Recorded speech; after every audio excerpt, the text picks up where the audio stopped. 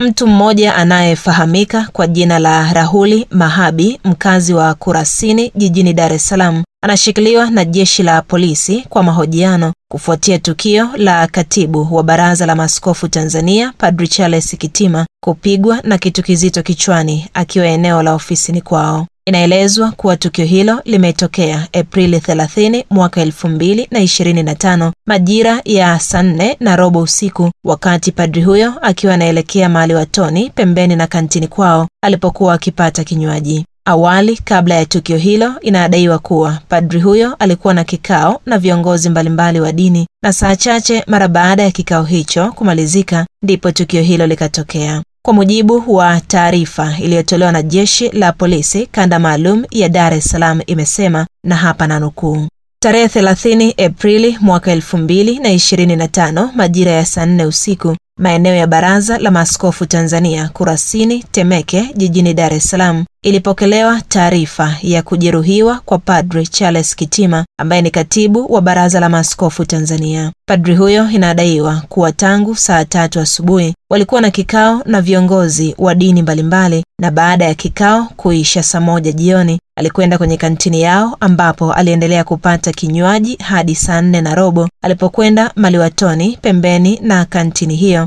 na ndipo alidai kushambuliwa kichwani na kitubutu na watu wawili.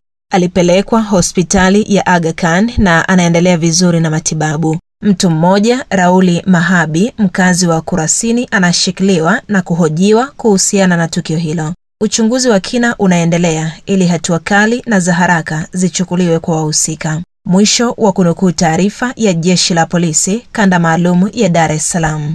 Hii ni Gadi TV. Jina langu ni Aisa Msuya.